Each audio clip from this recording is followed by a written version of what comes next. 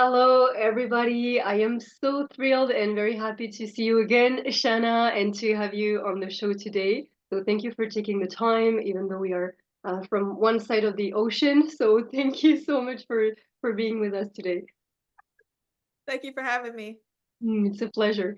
So, before we dive into all the juicy topics that we touched on before recording, maybe you could lead us and facilitate like a kind of grounding practice so that we can be more present and focused. Ah, for sure. Thank you. Well, wherever you are, if you're driving or something like that, please don't close your eyes. But if you're somewhere where you can close your eyes or just let your eyes be soft. And we do this just to start to bring the awareness and the attention inward, going into the internal space. And let your breath and your awareness go into the space of the heart. Right in that area in your chest. Think about your breath being directed into that area. And if the idea of directing your breath into the area of the heart doesn't work, then you can go with a color, light, or whatever feels right to you. And just imagining that area expanding with light or with your breath or with color. And then notice it as it starts to kind of flicker as you let the breath go. Notice a pulsing around the heart.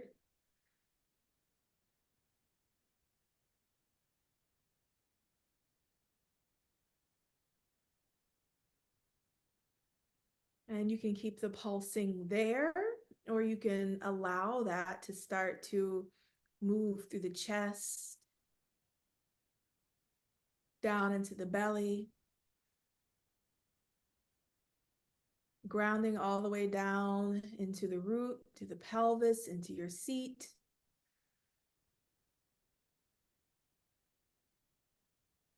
Letting that light, that color, that breath ground you into the moment, into your body.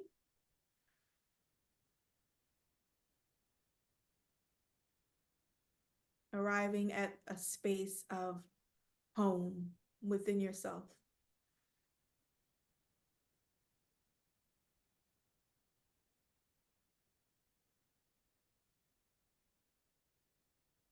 And as the eyes start to open, see if you can keep rooted in that place, even as you start to bring the outside world in. Knowing that as long as you stay rooted into this space within you, that no one can knock you from your seat.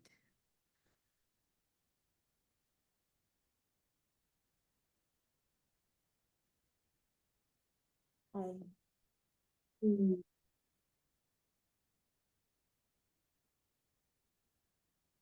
Well, that confirms why I wanted so much to have you on the show, right? Like such a profound, short and intense, like, wow, so poetic, really. Like no one can knock you out of your seat. That's gorgeous. It felt so reassuring in a way, like this is where I belong. That's right. So strong. Thank you, really. Thank you. I mean, it was beautiful. Mm. And the idea of like, coming from the inside into the external world or like letting the outside coming in, but without pulling off balance, such a challenge. That's the challenge. That's the work of being a human. Yeah, yeah, definitely, totally, yeah.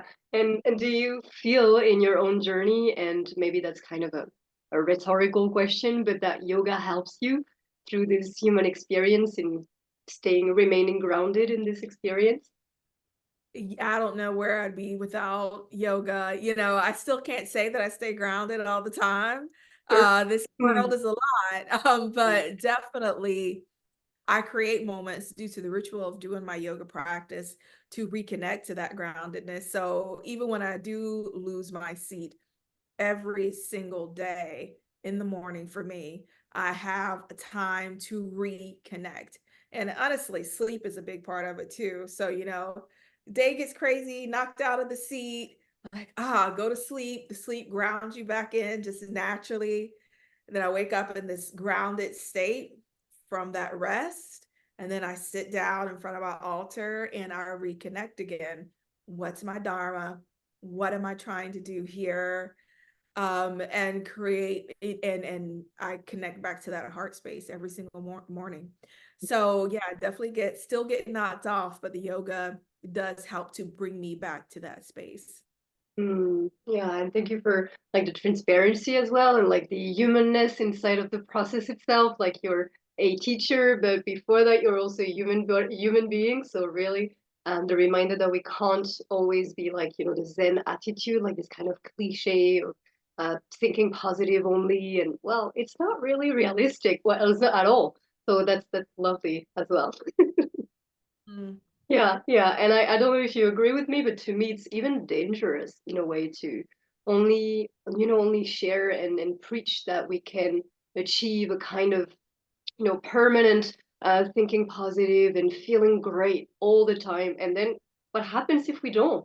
Like how does it perpetuate a kind of hierarchy, in the yoga system itself? Like I'm not good enough, like those internalized kind of judgments really and oppression. So I don't know what your thoughts are on that topic. Um, there was a video that I shared last night, probably on my story, by this teacher named Ajashanti. And he was talking about how we actually limit our potential when we have this one idea of what it means and looks like to be enlightened or to be spiritual. And he was like, we limit ourselves and the possibilities of our existence and beingness and experience by like concretizing this idea of what it means to be spiritual. And I've risen to this place and reached this place, and I have to stay within this place. And this place, I know I'm staying there if it looks like this, right? And he's like, we're just creating these walls, we're creating these stuck spaces, we're limiting Mm, the width and breadth of our experience and what it could be by trying to create this perfection of what it means to be in an enlightened spiritual space.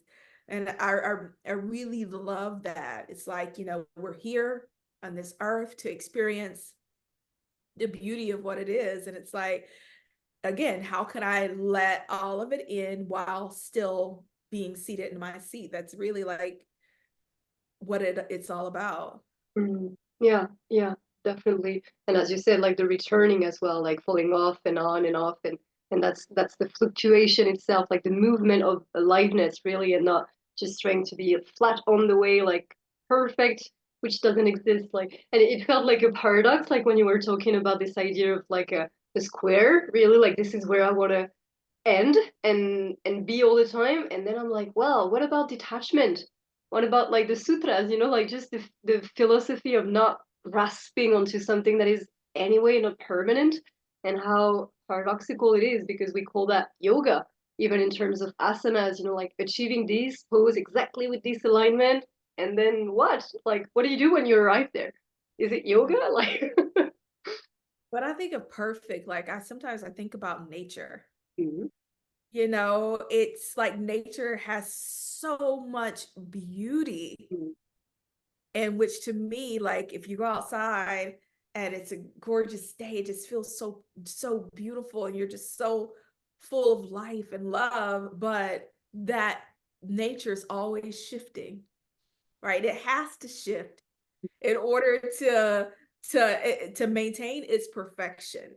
It's got its cycles of growth, its cycles of, hibernation and being asleep, cycles when the flowers come out, cycles when they go in, cycles when the rain comes down. Like all of this stuff has to happen like perfectly, a perfect storm, in order for us to have the beauty of the flowers, the beauty of the trees, and all of these things. And to me, like, that's really what true perfection is. It's like, it's still changing and the coming and the going. And it's like, but how can we enjoy the beauty of all of the seasons? And how can we enjoy the beauty of all the seasons that go on inside of us Mm, as well? We shift and change and grow. Yeah. And, the shifting, the changing, and the growing is also perfect. mm, It's just that we, like you said, attached to an idea of it being a certain way. But yeah, it's all perfect. beautiful. And I appreciate this, that sticks to me, this expression, like this perfect storm or perfect chaos. Like it's what we tend to judge as a humankind, like just a chaos or something messy. Well, that's life, like we have to agitate multiple cells together so that energy comes out from it. And so if nothing happens, then there is no life. So even there, so that's lovely, like such a big reminder. Really makes a lot of sense, right? But in the psyche, sometimes it Or can feel the opposite, like super stuck, really. it's what we're here for, but we, because we're so attached to this version of ourselves, we don't want it to change. But that is what we're here for. Like this one, another spiritual teacher, Shambhavi, she talks about how we love going to the movies.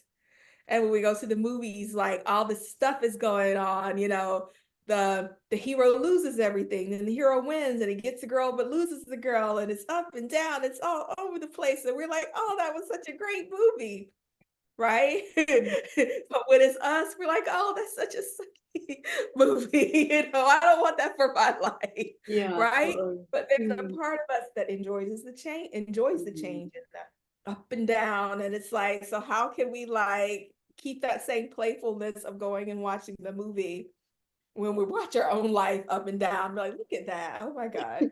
Can we laugh at then? Like that's that perfection. That's that mm, enlightenment just right there. Yeah. yeah, wonderful. It's such a useful comparison, really like a metaphor, and like this idea of like playfulness and curiosity as well, and like you said, like the movie really like how can we step back a little while and have like this big picture of our life and in moment to moment, which is so hard, but still like the awareness really, and what I appreciated when you offer the lending practice at the beginning, also like having options, and that's something which is very very meaningful to me as well. Like how can we add several viewpoints, several options to our practice as well? And I guess to you may, and you'll tell me that that's a component of accessibility, right? To make yoga more accessible. It is. Mm, Accessibility is basically, when it comes to yoga, is making sure that anyone who is interested in the practice has a way to access it. And sometimes that means accessing the poses. Sometimes it means making the philosophy itself accessible and breaking it down in a way and using analogies and stories to help people to be able to understand these very big esoteric subjects. It can mean accessibility financially, like how can I pay it forward whenever I do have an opportunity, whenever I have been blessed with some money coming from someplace, or how can I make this so that everyone can have access to this? And if you have, I do everything online mainly, but if you own a physical space or a yoga studio, it's can everyone who wants to get in this building, can they come here and practice? Is there a way for them to get here, or do they have to have, a car? It's mm, like all of these things that we think about in order to, again, make it so that anyone who is interested in this practice has a way that they can access it. And so yeah, in the opening I used, you could have your eyes closed or maybe just soften them, or you can maybe use a light or a color or a breath, just giving different ways for people to access that space that may feel good for them. People that they may resource them, and even though, as you said, life, like I don't know how you tell it, you told it, but this idea of like we live in such a messy world as well, and having access to those resources may not be enough all the time, and yet may be very very helpful as well and sustaining. Mm. Mm-hmm. Yeah, Mm-hmm. totally. Yeah. And in terms of those violences, I kind of consider those very violent. And even though, well, I was born white, you know, living in France, which is kind of the norm to be like a wine blonde hair girl. So I suffer from some oppressions as well, identifying as a woman, but still like less than, you know, less than other people. And so how do you feel that yoga sometimes can help alleviate some of these oppressions or perpetuate them? Like, do you see Mm-hmm. those both dynamics or not? Or what are your thoughts on that? So when I look at the teachings of yoga and the basic philosophies and tenets of yoga, I feel that it's definitely a system about letting go of oppression. The Mm, oppression that's from the outside or the oppression that we put on ourselves, because yoga is all about going into the internal space where we are always free.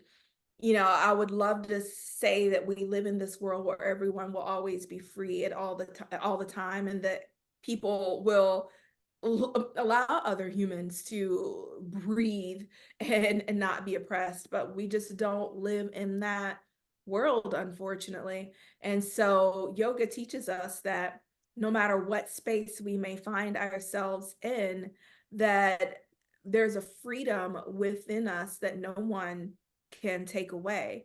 And so we can cultivate that internal freedom, and then hopefully that gets reflected externally, and then we can help other people in the world who externally are not free as well, and help ourselves if we also are not. But yoga always starts from the inside, and finding that internal freedom within ourselves, that no matter what is going on outside of us, no matter what someone is saying about me, how someone feels about me and who I am, that inside of myself I'm free, and I know that I'm beautiful. I know that I'm love. I know that I'm made up of the same thing that God is made up of. And so through yoga, I can find that on the inside.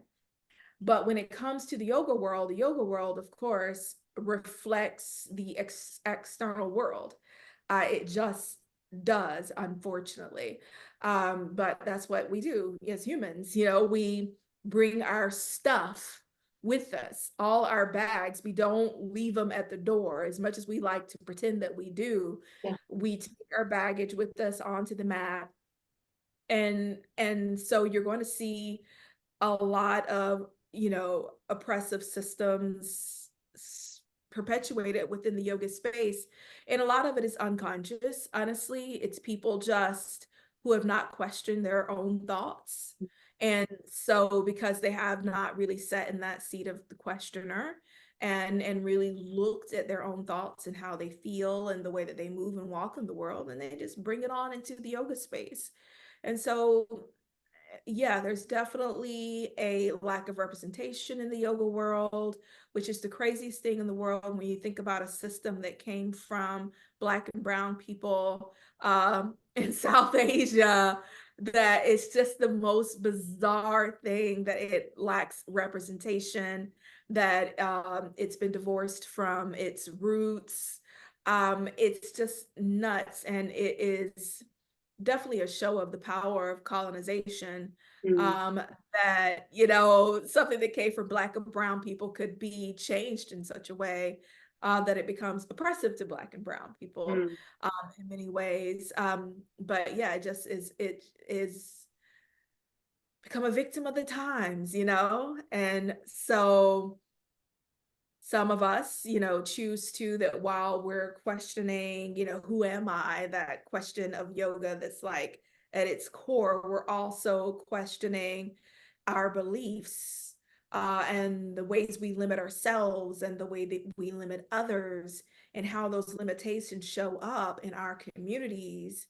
And hopefully, the more people do that, then the more we start to break down those limitations within our communities, and so we have more diverse, inclusive, welcoming communities that reflect the communities that we find ourselves in. Yeah. Yeah, yeah, very realistic and hopeful at the same time. Like both are if we can hold both at the same time, like such a yeah a realistic picture and also some strategies and I appreciate the reminder that yes, it's so unconscious because even though we teach yoga, even though we are passionate about it, then subconsciously we'll also build from those oppressions themselves. So it's like kind of um, wired in our systems way before we tend to bring awareness to those. So it's such another work. Like it's yoga to me, like really. And we touched on one of your weekly classes, philosophy classes, like to the idea of like yoga being an activism in and of itself, but to orient the work in that, it's like a choice. And as you said, it's taking time to sit with those questions and to just come with some ideas as well, because then it can feel overwhelming, and especially when we hold as well traits of these power dynamics as well, like feeling guilty because you're white, or feeling guilty because you were born on on a sustained family or rich family or whatever. It's like, well, that's not really the idea. And guilt is human as well. But how can we widen the landscape? So I think something that's really important for us to realize is that, if it took us 400 years to get here, it's gonna take a while for us to get out of here. And I don't think 400 years doesn't have to be, Yeah. the amount of time it takes for us to get out of the situation. Mm. But I think we have to give ourselves grace and know that this takes time to unpack. And what I see, not just in the yoga world, but just in the world in general, is this urgency and this need for it all to happen right now. And I understand people are like, well, but people are dying right now. And that's why we need to change and we need to do it quickly. And I get that and I understand that sentiment. And I do think that there's a place to fight for like immediate change when it comes to war and things that are happening right now and violence that are happening right now in the world that that we can't wait on. But the reality is that people are slow to change. They just are, especially when what's happening doesn't directly affect them. It's just super hard for people to change things that don't directly affect them. Because, I talked about like sitting with the questions within yourself, but if you're not directly every day confronted, because maybe you live in a neighborhood where everyone looks like you go to schools where everyone thinks like so you're never it's not brought to your mind, so you're not working with it every single day, right? And so that's one of the things that makes the process slow. And yeah, we can be like, oh well, you should actively try every day to sit with all this stuff, but we all know that life happens. Mm. We all know that life happens.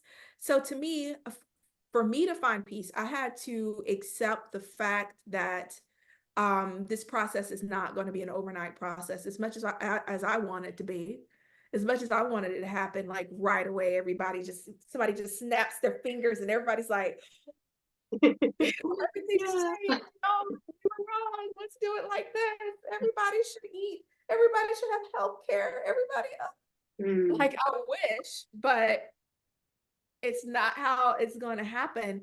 So I think, first of all, we have to really maybe grieve the idea of it wanting to happen so fast. Grieve the idea of all the people who may be losing their lives as we take this slow crawl, through morality. Like, and when I think about even slavery in the United States, it took years and many people died. Many people died slaves who were fighting for freedom, still died slaves. Many generations after that did. But eventually, voila, here I am speaking to you. I'm not a slave, at least I don't, not not in the sense of back in the day. Voila, it happened. It came through. Finally, right? It's here. So even there's like a bittersweetness to that story. It's like if we continue to do the work, yes, we all want it fast. We do. But if we continue to do the work one day at a time, one step at a time, then we'll arrive at the result, which is, me being here today, talking to you as a free human individual. So I think number one, we have to admit, we have to like be okay with the idea that this is a step-by-step process, and it may be a little bit slower than we want the process to be. And number two is, being a yoga person, whenever you have the opportunity, something is presented to you, somebody's like, oh, you made me, that was, oh, I don't like that statement, that was a little racist, Mm, that was a little off, why'd you touch my hair, why'd you do that, mm, look at what's going on in the world. Those are all opportunities for us to like just sit with it. My friend said this, it made me feel a certain way, or I looked on Instagram and this, young, trans Black woman was saying this, and oh, I felt this way. Okay, let me sit. Like, the more we take those opportunities, the faster the growth and change is going to be. And that's where it starts.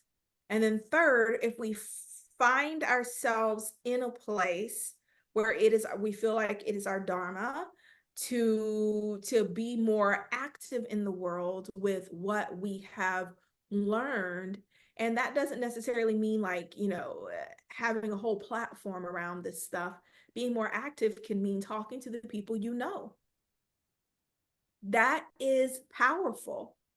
Like, we feel like we have to like be, out on the street, waving a flag with, hundreds of people behind us, which is beautiful, if you do that.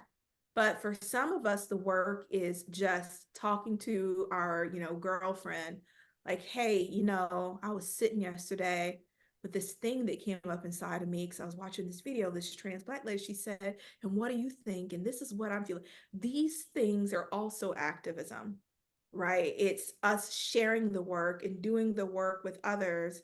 And then little bit by little bit, things start to change. So yeah, number one, just acknowledging that, this might go slower than we want. Number two, taking the opportunities when they do arise, not like shutting down and not looking at them, but when those feelings arise, when things come before you to look at, taking the time to do that. And then number three, what is your small way or huge way of of of activism, which again can be a conversation with someone it could be, a podcast or a march, but it just depends on you. mm, definitely. And it's so clear. And also, it loops back to this idea of like back and forth between internal and external as well, like the mirrors affect and how do you receive what's going on in the global world or in your neighborhood or even in your household. Like, how can children be our teachers as well, or our family? Like, it's so challenging at times. But can we use this material really to widen and deepen the awareness we have about ourselves and the dynamics and the emotions as well that we cultivate and the choices then that arise from that. So I appreciate this kind of invitation to self empowerment and community empowerment as well, which is so needed. So I guess to me that joins like this idea of like individual and collective um, that feels to me lacking sometimes from yoga spaces. And that yeah, I don't know if I have like a specific question, but to me that's more like a vision, like how can we weave or understand more the yoga philosophy itself so that we can remember that everything is woven together, and yet as you said it begins from the inside. So like the paradox or duality, or yeah, what comes to me. Yep. You wind up being very individualistic, even though most people would see them as being community based, but they really are basically a bunch of individuals who come together, and they individual bodies in a space, but it's not communal, it's not community. It's very different, because community is this idea of questioning how our actions affect the whole. And a lot of what happens in yoga studios is more of conformity. It's someone has decided that this is what the yoga is going to look like at this particular studio or whatever. And these are the types of people that we want coming here. These are the types of classes. This is what we're doing. And capitalism, this is what we're catering to versus, how can we serve the community as a whole? How can we make sure that everyone who shows up here feels like they're part of the community? How can we do our best to give everybody at least a little bit of what they want? I mean, in a group, you can't, there's always going to be, you know, but that's also part of the community dynamic. Is also understanding that sometimes, you know, I'm gonna be centered in the class, but sometimes, the new person who came is going to be centered, or sometimes, maybe the person who's working on handstands and I'm not interested, that person is going to be centered. That's also a part of the community dynamic that doesn't happen at yoga studios. So yeah, yoga studios really are very individualistic, even though they think they're very community. It's this very homogenous community, very homogenous community that gets served. Yeah, and it's understanding our differences and working together to create something together. Yeah. Do you think that's why you now run everything online, or was it a choice for you to maybe leave the yoga studio kind of industry or model, or? Hmm. So I still do a few things in person, but a lot of things I do online. Um, what I saw in the yoga world was this slow moving away from what the heart of yoga was and towards capitalism and a body centered, very individualistic type of culture, which is not yoga. So essentially I saw people moving further and further and further and further away from yoga. And when I would bring it up, the conversation always was like, well, we're just giving people what they want, so they'll come into the door and then we'll give them the rest later, or they'll start wanting the rest later. But what I saw in the yoga industry, and I've been, in it for over 2 decades, what I saw was that wasn't happening, that people weren't wanting the other parts of yoga. As a matter of fact, they were doubling down on the workout. They were doubling down on the individualism, right? They were doubling down on the other stuff. And it wasn't leading towards yoga. And then so I had an epiphany. It's like, how can it? Mm, Right? If if someone doesn't know that strawberries exist, mm, why would they want a strawberry? Like, they don't know they exist. Why would they? So it's the same with yoga. If we're not teaching people the other parts of yoga right away, there, why would they want it? mm, Like, if I don't go to McDonald's, but let's use this as an example. If I go to McDonald's for a hamburger, I'm not gonna go for a pork chop. I mean, mm, so it's the same with yoga. If you've taught me that yoga is a hamburger, I'm not going to want a pork chop, So it's like, it doesn't work. And so that's just what I saw. We're studios going further and further and further away from what yoga was, and studios becoming basically like a club, mm, like a social club of very homogenous people. mm, Um, and so for that, I pulled out because I was like, this is not what I want. This is not the community that I want to build. This is not the community I want to be a part of. mm, And, I'm open to, if there's a place that's different, mm, I'm open to it, but like I haven't seen it. So mm, for me, I just work independently. I teach in people's trainings. I, do stuff online. Um, because I can offer something that's different from that homogenous culture and give them a taste of the other parts of yoga. mm. Yeah, they're two questions that comes to mind. What is your then understanding of what yoga is, and that was lacking from this kind of direction that yoga studios took? And then also, what is the vision that you hold about this different space if it was existing? Like, what would the components be in it for it to exist, if you have any idea? So yoga is like an onion, right? Or you can Mm, use any. It has all these layers on it, and you're peeling away all of these layers to get to who and what you really are, to discover your real true essence, to find your heart in that place of freedom on the inside. So in order to do that, yoga is a process that works from the external in. And so any yogic process that's not working from the external in and keeps us externally oriented, which is what most yoga studios do. They'll throw in a little philosophy, but the reality is if you show up for the yoga to the yoga studio and you're not doing asanas, people are upset. Right. They're not coming back mm, if you're not doing some asanas. So the reality is, no matter what we tell us, we can say we love the philosophy and all that. But the reality is, if we show up for a class and there's not, some warriors or whatever that we're looking for, then we're upset. Right. mm, So there's still that extreme focus on the external. And where yoga is supposed to gradually take us internal. Yoga is supposed to get subtler and subtler.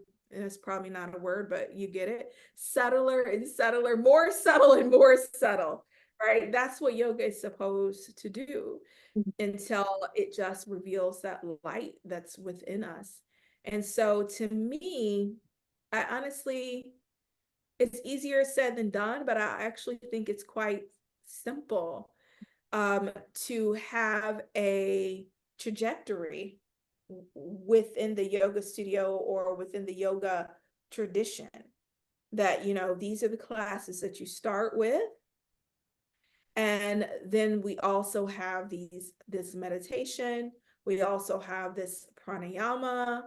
And just to offer all of these classes and let students know what the trajectory is so that they become interested in the other forms, that they actually see that quote unquote advancement mm, is more subtle, not doing crazier poses, but that advancement is going more subtle and they start to become interested.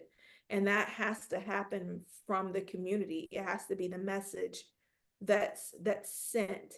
And so yeah, I think that's how it could happen if we really um created these avenues for people to experience the other limbs of yoga and the other parts of yoga, and we made it transparent, where the meditation class is not just like the redheaded stepchild in the basement.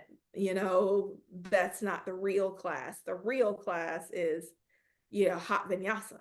yeah. Right? Mm, mm, And really just from the beginning let people know this is the trajectory, right? It's kind of like when you go to school, it's like, okay, you're going to get your high school diploma. In the United States, you're going to get your high school diploma, and then if you want to go deeper, you're going to get your bachelor's. If you want to go deeper, you're going to, right? It's just very obvious, that this is the trajectory. And that from day one when you sign up for college, that this is the trajectory. And so if we do that with yoga, then people will, not everyone will, but there will be people who will take that path. And I wanted to take that path, but it wasn't offered. mm, I remember distinctly being like, okay, I feel good about these asanas and I want to learn more, and going to teachers at my studio and being like, hey, I want to learn meditation. I want to do that. this and that, and they weren't able to offer or were unwilling to. So I think if we do the same thing we do in any type of educational system, then it will start to change and shift. But if we just are like, this is a workout, Mm. it's not going to change and shift. Yeah, definitely. It's like an entire paradigm shift, really, but also like unlearning why it became so asana postures oriented. So it loops back to this idea of like, are we willing as a yoga landscape community world to sit with those questions? But if we want to be sitting with those questions, do we feel concerned enough? And so what would we be concerned? Well, because we remind ourselves that yoga is about the collective as well, like this idea of wholeness. So if somebody is suffering there, then I can feel the echo within me. But well, but if we are practicing workout as yoga, then we don't sit with those questions. That's like a circle, really. But yeah, I feel also hope and like a very pragmatic and organized vision that you can hold about like this kind of new, even though I don't know what it felt like or looked like before, but a new yoga space, it would be marvelous. But there is a tricky question that comes to me, and then we can also step into what everything you have to offer and like the details and everything. But I'm starting to understand a little bit more like the history of yoga itself, and there is a point like Brahmanism that to me feels a little bit awkward or hard or challenging to understand, because what you said felt so true to me, like this idea of like feeling home within ourselves and like starting from within, but also feeling connected to the rest of the world, really. And then I also learned in some yoga books and everything, and I wasn't, 6,000 years ago, so I don't know what is true or not. But it was written like this idea of like a hierarchy in the yoga system itself when it was the very beginning, and like only for Brahmins and men from this caste. So the entire oppression itself like was kind of rooted according to those books in the yoga system itself. And so I was like, oh damn, so it means that it wasn't fair, like, and it just became a little bit chaotic. So I don't know if you have any more information to clarify this. That's humans Mm, and their ego and their search for power. yeah. And it happens in all spiritual Mm, systems. In all spiritual systems, someone creates a hierarchy and places themselves at the head. It's a part of human nature, but yoga, the heart of yoga has no hierarchy, mm, because the heart of yoga does teach that um we are God, that we everywhere looking, God seeing, is one of the sayings. And that so that hierarchy comes from man's ego, and then it gets put into the scriptures. And but that hierarchy wasn't a part of it. Like when you think about Brahmanism, everyone everyone is supposed to become a Brahmin. That's one of the teachings of what's his name? I see his face, but it just left me. When his name comes back, Vivekananda. mm, Vivekananda, one of his teachings, he was like, make everyone a Brahmin. mm, His idea is that you educate the masses. Everyone gets educated, and so everyone becomes a Brahmin. He was all about fuck casteism. Sorry, let go of casteism, mm, and was like, the way to get rid of the caste system is to make literally everyone a Brahmin. And he was like, you do that through education. You educate everyone on the scriptures. You educate everyone in how to recite mantras. You educate everyone on how to do, the yajna, the rituals and the fire rituals. He was like, everyone eventually becomes a Brahmin. And that's how he saw it. And, I agree with that. Everyone can have a place as God or beside God, however we see it. Um, yeah, and but capitalism, of course, came in, and colonization came in, and people feeling like they're better and their egos. But I don't think that that is the heart of what yoga is. I think that's just something that came in due to our egos. Yeah, beautiful. I really appreciate that because sometimes it can be used as an excuse of, it wasn't even fair from the beginning. So let's not look at the philosophy and focus on capitalism. Well, not sure. So yeah, that's wonderful as well. Like, all the stories and like the myth that we can build also around the practice and like detaching the persons, like the beings from the teachings themselves as well. That's also something that is, it doesn't mean that we accept or we agree with the behaviors, for example, but that we can take in what feels right to us and leave the rest, or we'll bring compassion if we wish, but we don't have to. So yeah, that's important. There's stories, I think, well, not I think, I know of gods who tested people. Mm. Shiva was one of them who showed up as the lowest caste at that time. And they would, dress that way, show up and see how the yogis would react towards them. If they would, still feed them or feed them from their plate, or invite them to stay. And so there's many stories where teaching stories where gods are like, this caste system is bullshit, that you Mm. as need to treat everyone as if they are God showing up. Even this, this quote unquote lower caste person, you treat them like God. And so they would show up and they would um, test them to see. So, even though all that Brahmanism stuff is there, there are also many stories of gods being like, yo, I'm going to show up as this and see how these people react towards me. Um, so I think it's just honestly about where we look, being aware of the fact that there are these stories of Brahmanism and the hierarchy, but also being aware of the fact that there's these stories where the gods were like, huh, no, I'm going to test you so that you understand that we're all the same. Mhm. Yeah, wonderful. The both ends.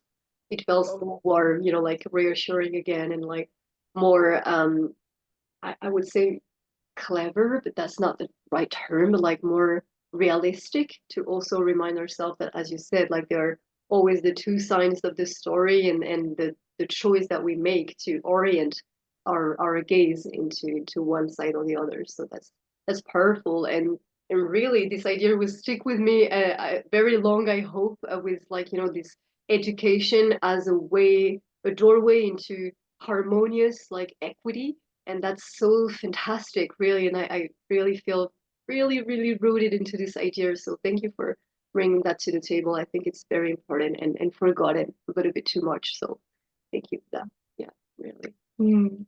And I'm also aware of the time, and I want to respect the this kind of 50-minute, 1 hour time limits. And so I was wondering if you have any upcoming events or constant also offerings that you want to promote online, because really your content is as light, fun, and profound. And so I really encourage people to check it out. So feel free to share anything here. Yeah.